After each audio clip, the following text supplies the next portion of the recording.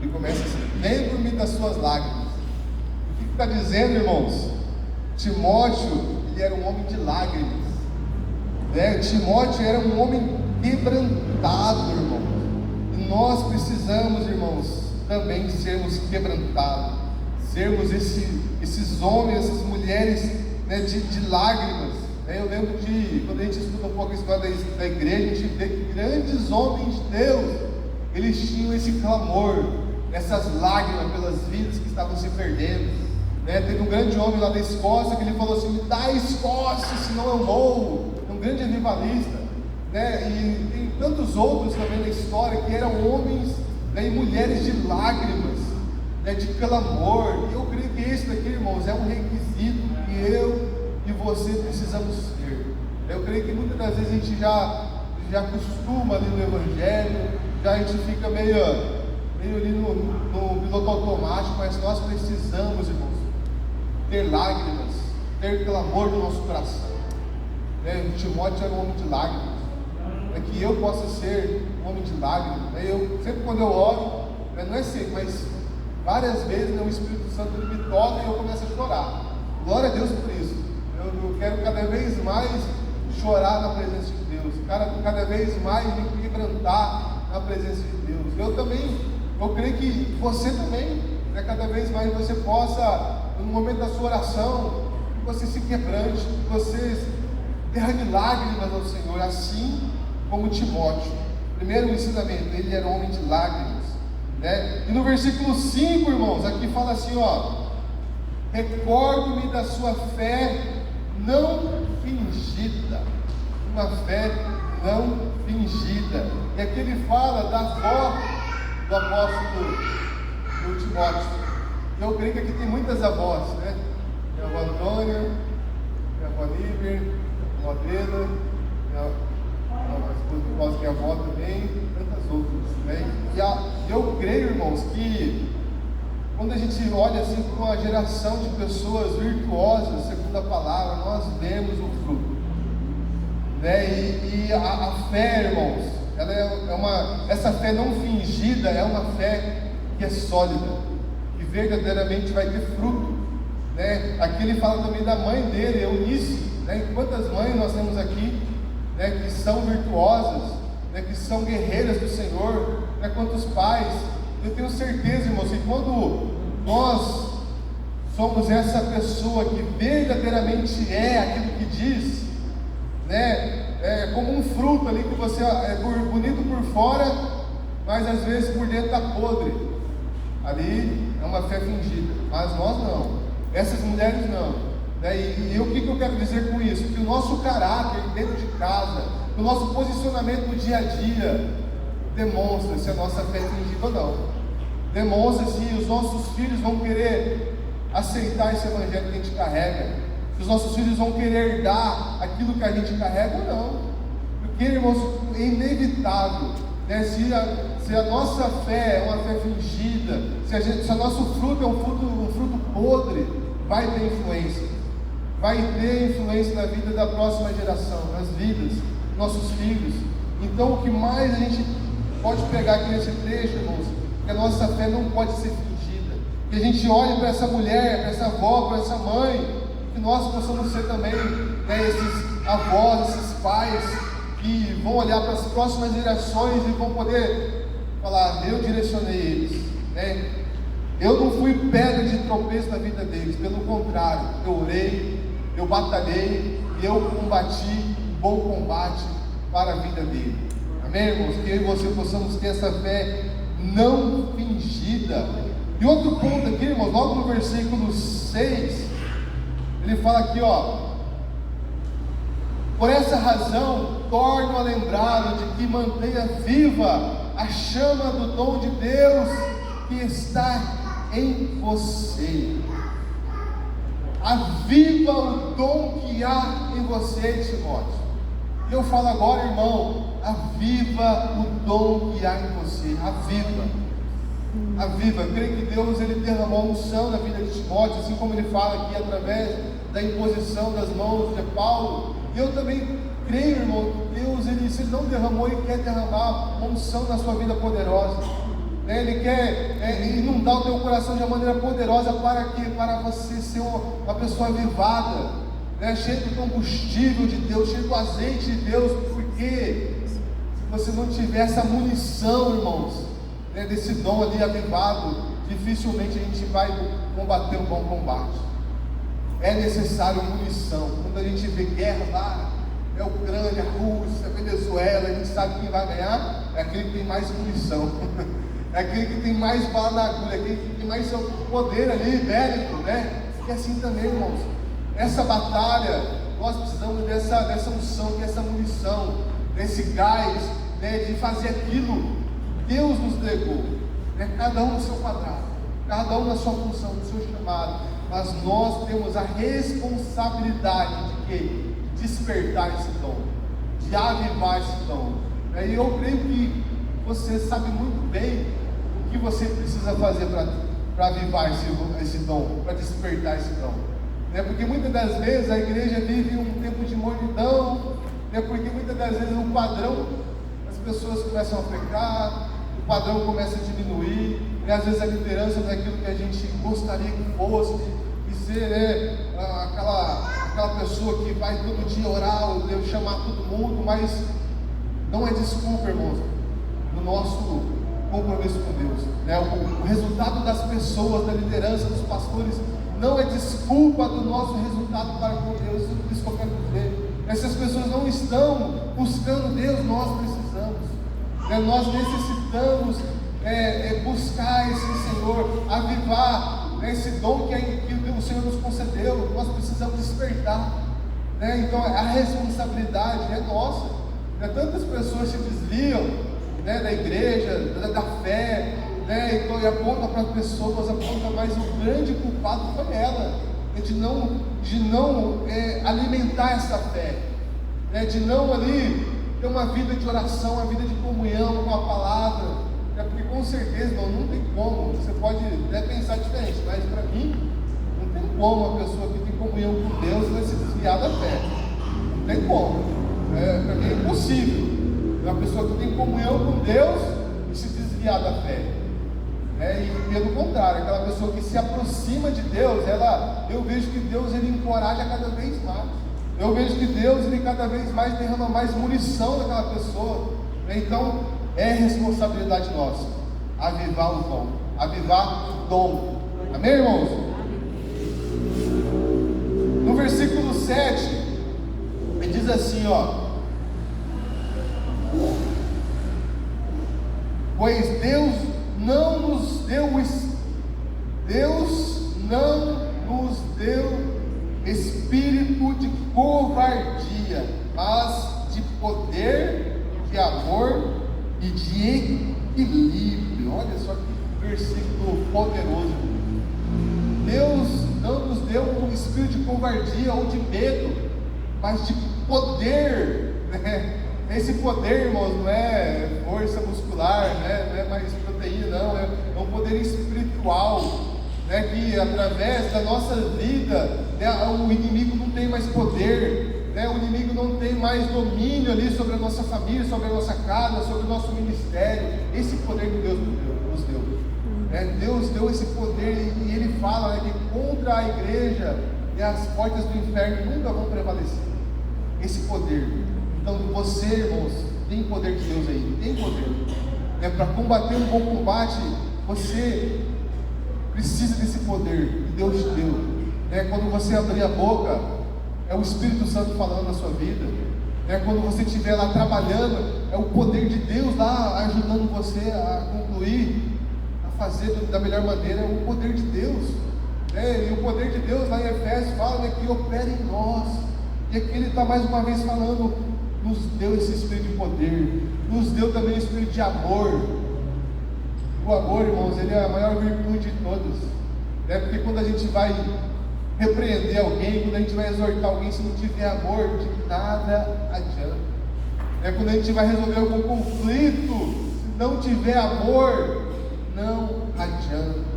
Às vezes ali tem um sentimento de raiva, de ódio, de egoísmo. Irmãos, não vai resolver da melhor maneira. Nós precisamos ser cheios deste amor de Deus. Aleluia.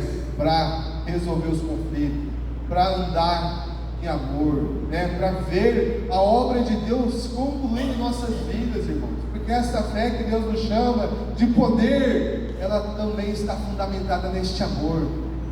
Neste amor, o amor de Jesus.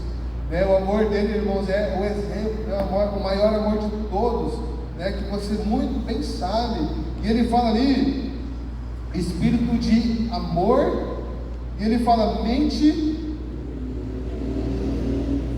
e de equilíbrio, que ele também em outras traduções fala uma mente sadia.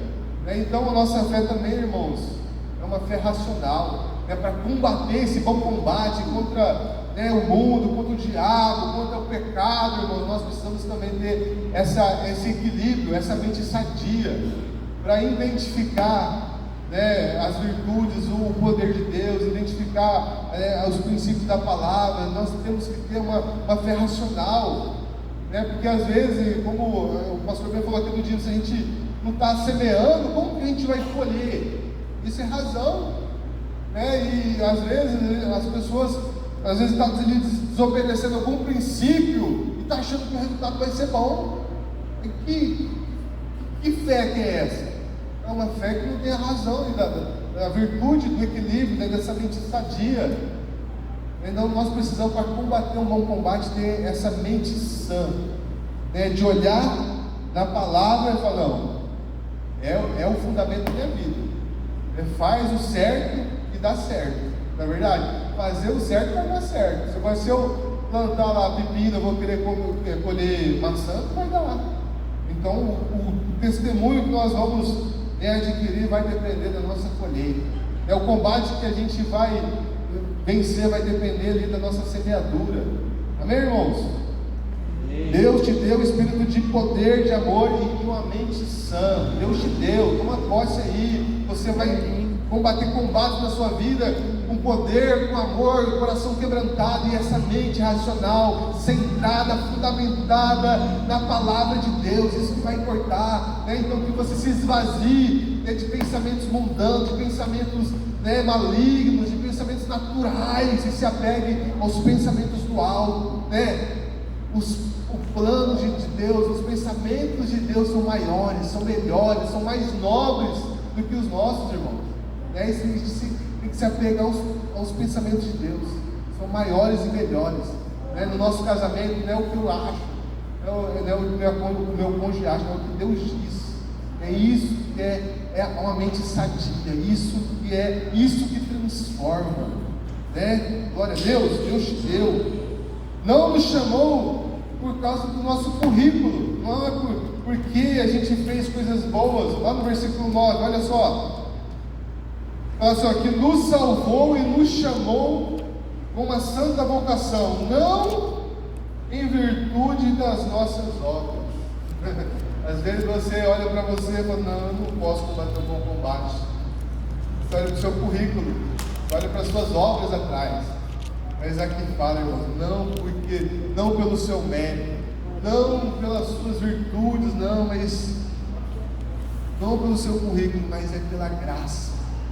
E quando a gente olha para a Bíblia, no geral, no todo, nós vemos isso, Deus chamando os pequenos, os limitados, aquelas pessoas cheias de falhas, cheias de derrotas no passado, e transformando em guerreiros, transformando em valentes corajosos. Olha para Davi, um pastor ali, menosprezado até pelo pai, tão pequeno, franzino, mas que Deus levantou ele para ser um guerreiro valente. E Deus também faz assim com a gente, irmãos. Eu olhando para a minha vida, quem me dera, alguns anos atrás, poder estar aqui pregando a palavra.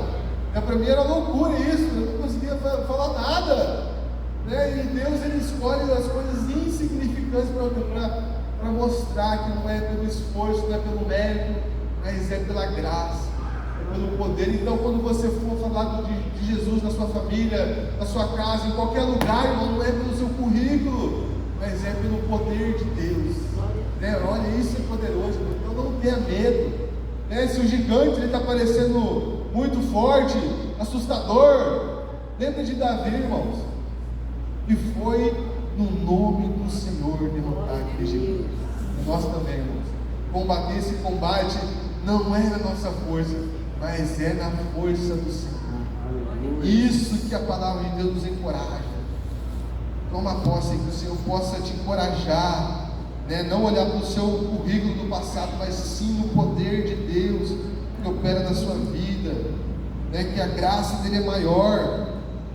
No versículo 12: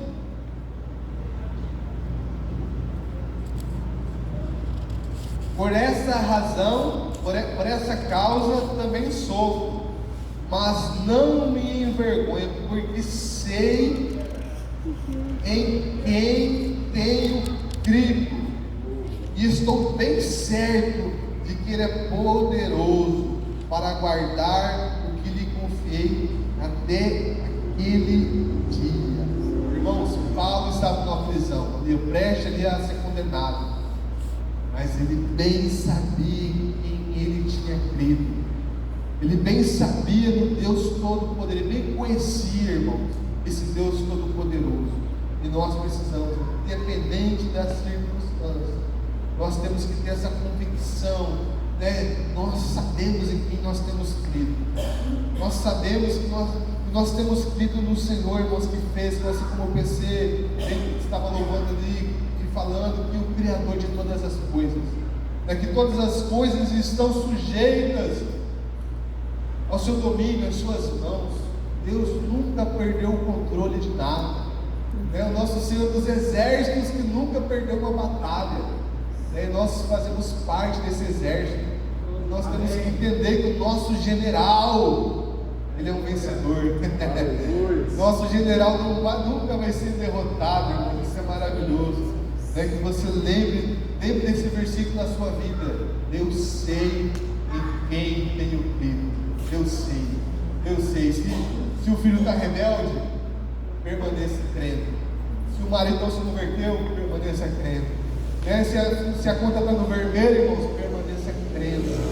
Deus é poderoso para fazer, irmãos, infinitamente mais, né? Apenas obedeça, apenas deixa Ele te usar, deixa Ele fluir na sua vida, né? Nós não vivemos mais, irmãos, para nós, mas é para Ele agora. Isso é maravilhoso. E eu quero agora passar para o versículo, capítulo 2. No versículo 1 já diz assim, ó: portanto, meu filho, fortifique-se na graça que há em Cristo Jesus. Aqui mais uma instrução, né, para nós sermos esses valentes guerreiros para combater um bom combate. Se fortificar é o que te deixa forte em Cristo Jesus. O que te faz aproximar de Jesus, irmão? Faça. Leia a palavra, ore. Não falte um culto, não falte uma célula. Se fortifique. Se a gente não se fortificar, é nosso dever, a gente não vai desfrutar de tudo isso que está falando, desse poder, dessa graça. Nós precisamos corresponder. A nossa fé, irmãos, o Evangelho, essa boa notícia sempre vai precisar da nossa resposta para com Deus. Deus, Ele dá a palavra, mas a gente precisa daquele passo de fé. A gente precisa crer, a gente precisa se fortalecer nele. Seja forte em nome do Senhor Jesus. E no verso 2 ele fala aqui, ó: as palavras que me ouviu dizer na presença de muitas testemunhas, confie nas homens fiéis, que sejam também capazes de ensiná-las aos outros. Irmãos, aqui o segredo do sucesso, que a palavra que Deus confiou a gente, irmãos, ela precisa ser pregada a outros. Aquilo que Deus confia na sua vida, irmãos, nunca vai ser apenas para você, mas sim para você sempre confiar a outras pessoas. E aqui no verso 3 ele fala assim, ó: suporte comigo os meus sofrimentos como um bom soldado. Você é um soldado, irmão, você é um guerreiro. E ele fala assim, ó: não se deixe, nenhum soldado se deixe envolver pelos negócios da vida civil, porque ele deseja agradar aquele que o enviou. E assim é nós, irmão, nós somos soldados de Cristo. E aqui outras traduções falam que não se deixe embaraçar pelas coisas naturais, coisas terrenas. Nós temos, em Hebreus fala, Hebreus, se não me engano, 12, desembaracemos de todo mal, nos desembaracemos, não nos deixamos ali se envolver com as coisas apenas deste mundo terreno.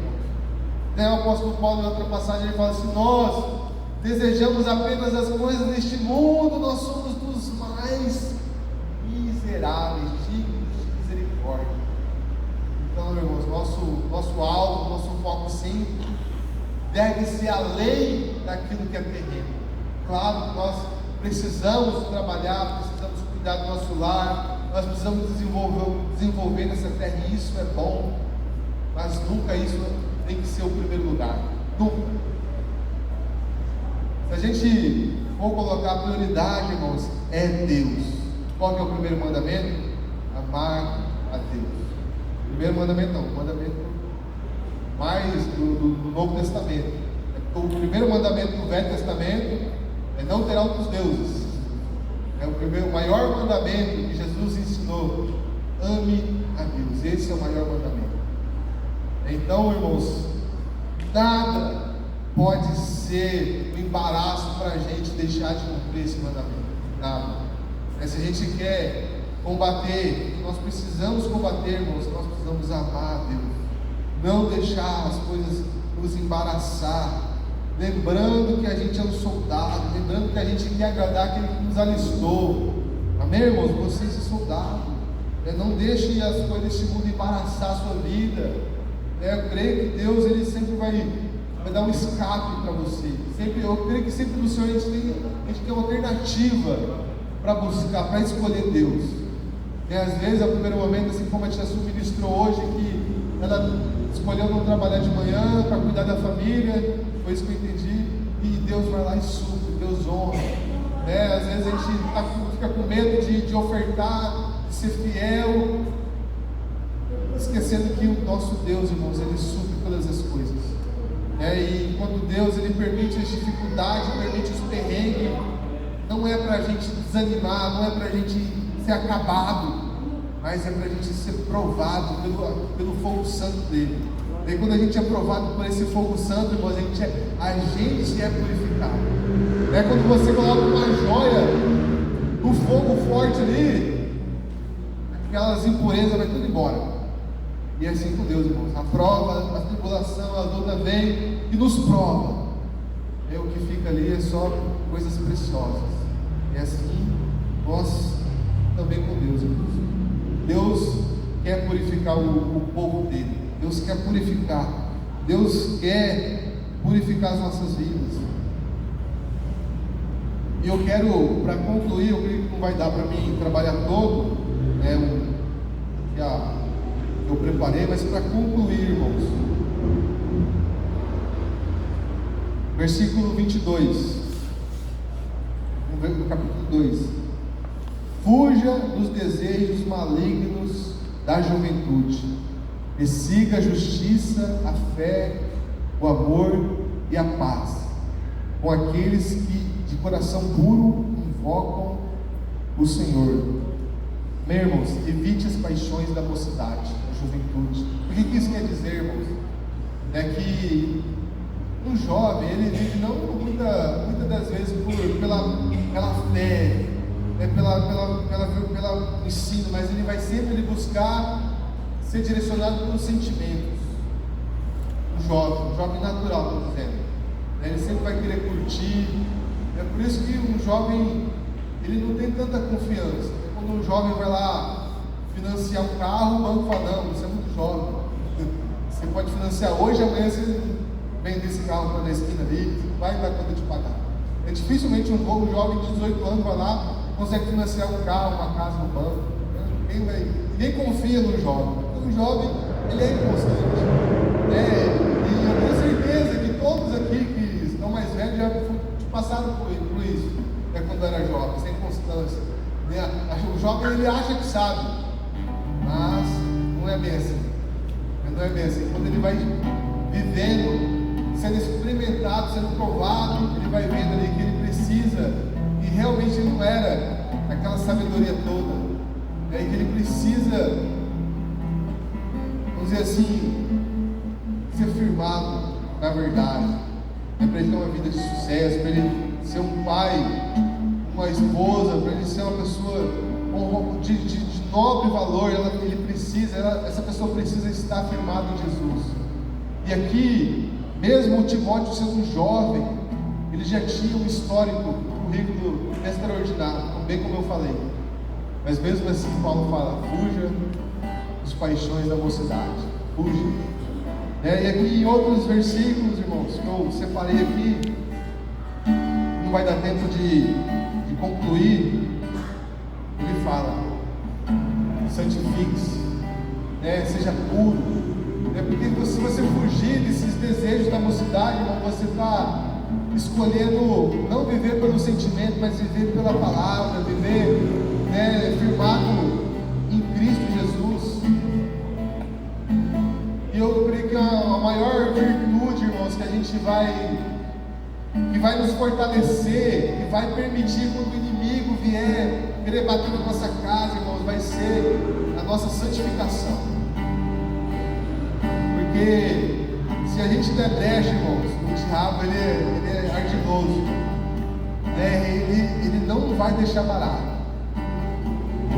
Hoje em dia, quando a gente olha no noticiário, a gente vê tanta gente, a casa caindo, a gente vê ali os políticos, um perseguindo os rivais, eles vão lá, vasculham tudo, a vida dos rivais, e tiver alguma brecha, eles vão lá e levam para a justiça para prender, para mandar executar. A gente vê ali o governo indo atrás das empresas que estão fraudando imposto, eles vão lá, vasculham tudo para querer restituir, para querer a compensação.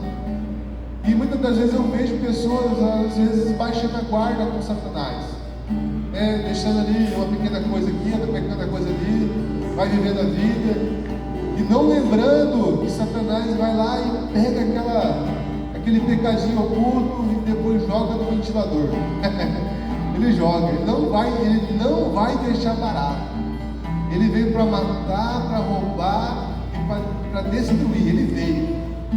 E quando o apóstolo Paulo escreve aqui para Timóteo, para ser esse guerreiro, para ser através dele um canal de bênção, ele fala: fuja disso.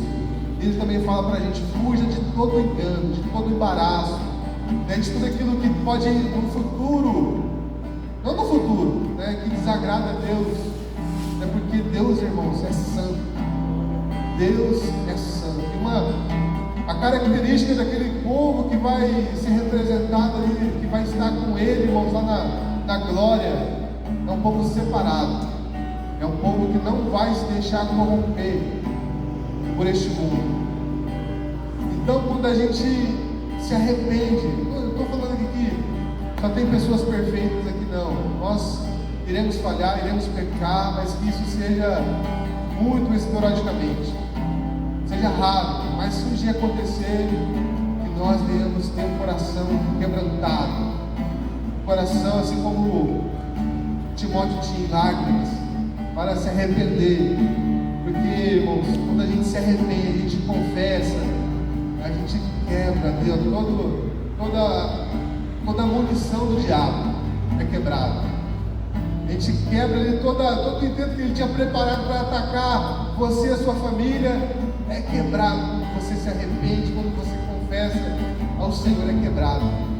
E que eu quero enfatizar por último é isso, irmãos, que a nossa vida, irmãos, tem que ser na luz, tem que estar na luz, tem que estar, vamos dizer assim, separada das trevas, separada.